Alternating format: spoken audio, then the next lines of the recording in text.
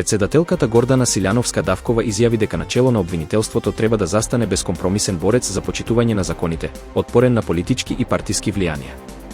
Таа посочи дека без промени во обвинителскиот систем нема успешни судски реформи.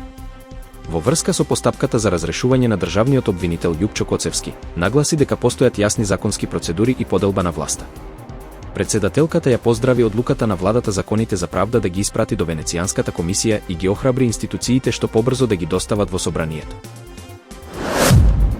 Одделот за сузбивање на организиран и сериозен криминал поднесе кривична пријава до основното јавно обвинителство Скопје против Оливер Спасовски, поранешен министер за внатрешни работи, поради сомнение за злоупотреба на службена положба. Според Министерството за внатрешни работи, во 2021 година тој не донел навремено решение за одземање овластување на правен субјект за технички преглед во општина Сарај, со што овозможил противправна имотна корист од над 5,5 милиони денари. Постапката следува по законските пропусти утврдени во надлежните акти. Поранешниот директор на Дирекцијата за заштита и спасување, Шабан Салиу, на судењето за пожарот во дискотеката Пулс во Кочани изјави дека од 2012 до 2017 година во дирекцијата никогаш не пристигнало барање или пријава за објектот. Тој нагласи дека Дирекцијата за заштита и спасување не била информирана за постоењето на дискотеката и дека нема негова вина или надлежност. Салиу го оцени обвинението како правно неосновано, незаконско и политички мотивирано, тврдејќи дека ќе ја докаже својата невиност. Министерката за енергетика, рударство и минерални суровини присуствуваше на одбележувањето на 30 годишнината од формирањето на Агенцијата за разузнавање. Таа истакна дека во време на современи закани, од сајбер просторот до вештачката интелигенција, мисијата на агенцијата останува иста, тивка, прецизна и професионална заштита на државата. Министерката упати честитки и изрази почит до сите кои, како што рече, работат зад сцената за безбедноста и стабилноста на државата. Од 1 јануари 2026 година започнува пилот фазата на системот за електронска фактура, најави директорката на Управата за јавни приходи, Елена Петрова, на конференција за дигитализација на Амчам. Проектот има цел да ја намали сивата економија, злоупотребите и фиктивните фактури, како и да ја подобри даночната контрола.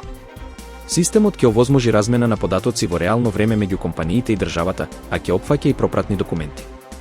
До крајот на 2026 година се очекува целосна имплементација по завршување на тестирањата. Земјоделските здруженија и тутунарите се незадоволни од откупната цена на тутунот, која изнесува околу 420 денари по килограм со одбитоци. Тие бараат минимална цена од 600 денари без одбитоци и ги обвинуваат откупните компании за манипулации со класификацијата.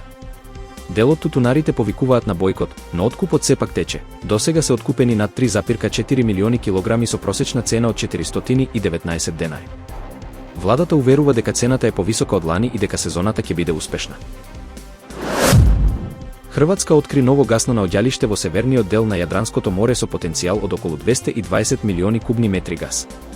Тест производството од бунарот EKI-A1 започна порано од планираното и веќе се произведуваат 120.000 кубни метри газ дневно, кој се испорачува во енергетската мрежа. Во тек е изградба на втор бунар, чиј старт на производство се очекува во првиот квартал од 2026 година. Проектот се оценува како значаен за зголемување на домашното производство и за јакнување на енергетската безбедност на Хрватска. Вршителот на должноста премиер на Косово, Ајбин Курти, потврди дека минималната бруто плата од јануари 2026 година ќе се зголеми од 350 на 425 евра, а од 1 јули ќе достигне 500 евра. Со ова зголемување ќе имаат корист околу 150.000 работници во приватниот сектор. Курти истакна дека ова е трето зголемување за време на неговиот мандат, по повеќе од една деценија стагнација кога минималната плата изнесувала меѓу 130 и 170 евра. Државната енергетска компанија на Обединетите Арапски Емирати, АДНОК, се смета за најсериозен кандидат за купување на рускиот мнозински удел во нафтената индустрија на Србија, НИС, објави Financial Times. Компанијата е под американски санкции од јануари, пошто беше запрена и преработката на нафта. Србија се поотворено изразува незадоволство од одолговлекувањето на руската страна за продажба. Белград сака да избегне национализација, а исходот од преговорите останува неизвесен. Лидерот на француската крајна десница, Џордан Бардела, изјави дека главно се согласува со критиките на американскиот претседател Доналд Трамп кон Европа, изнесени во новата стратегија за национална безбедност. Во интервју за BBC тој оцени дека Европа се соочува со цивилизацијска ерозија, предизвикана од масовната емиграција и долгогодишните политики. Бардела истакна дека сака силна и суверена Европа, без подредување на големите сили, а најави и построга миграцијска политика ако дојде на власт. Најмалку 19 лица загинаа, а 16 се повредени при уривање на 2 стамбени згради во мароканскиот град Фес. Инцидентот се случил во текот на ноќта во густо населена населба со стара инфраструктура. По дурнатините се уште се трага по заробени жители, а спасувачките екипи со тешка механизација работеле цела ноќ. Трагедијата повторно ги отвори прашањата за безбедноста на дотраените објекти, додека властите најавија итна помош за семејствата кои останале без дом. Тајландски борбени авиони F-16 извршија напад врз цели во Камбоџа по ескалацијата на граничните судири меѓу двете земји, објавија камбоџанските медиуми. Според Министерството за одбрана, врз села во пограничната покрајна Минчи биле фрлени најмалку 2 бомби, засега без потврдени жртви. Соопштено е дека имало и копнени и морски напади, додека Тајланд се уште не се огласил. Камбоџанскиот лидер Хун Сен изрази загриженост, но ја пофали војската за одбраната. Кина планира мегапроект што би го поврзала Егејското море со Дунав преку Вардар и Морава. Проект тежок $17 милиарди со огромни економски, но и геополитички последици. Каде е Македонија во сето ова? Кина повторно го активира стариот сон за поврзување на Медитеранот со Дунав. Планот е преку систем на канали, следејќи ги реките Вардар и Морава, да создаде нов европски воден пат за кинеска стока, што би го скратил транспортниот пат за речиси 1000 километри. Проектот е дел од глобалната иницијатива Еден појас, еден пат и се проценува на околу $17 милиарди. Почетната точка би било грчкото пристаниште во Солун, од каде трасата би минувала низ Македонија, потоа преку Србија и би се споила со Дунав. Студиите за изводливост изработени од кинеската компанија China Genhoba Groups покажува дека проектот е технички можен, но бара огромни инженерски зафати, длабинско ископување, проширување на коритата и изградба на сосема нови делови од каналот. Проектот носи сериозни геополитички последици. Турција отворено се спротивставува бидејќи новиот канал би го заобиколил Босфорот и Дарданелите и би ја намелил нејзината стратешка улога. Грција пак би добила силна позиција како нов логистички центар во регионот. Во исто време, Кина би добила директно копнено речен пристап до срцето на Европа.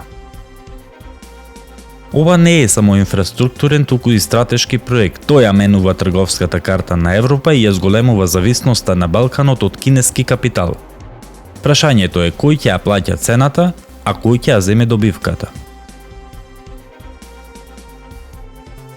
Освен економските, проектот носи и сериозни еколошки ризици: прекројување на речните корита, уништување на живеалиштата, можни преселување на население и долгорочни последици врз водните ресурси.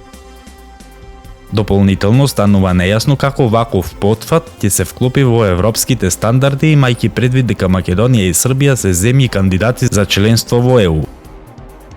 И тука доаѓаме до клучното прашање: што добива Македонија? Иако географски е централна точка на трасата, засега нема јасни гаранции за конкретни економски бенефити. Земјата повторно се третира како транзитна зона, коридор за туѓи интереси. Историјата покажува дека Македонија често плаќа висока цена за големи регионални проекти, а добивката завршува надвор од нејзините граници. Мегапроектот што треба да го спои Егеот со Дунав може да ја смени трговската карта на Европа. Но за Македонија останува отворено прашањето: дали конечно ќе биде фактор што одлучува или повторно само колатерална штета во туѓа геополитичка пресметка.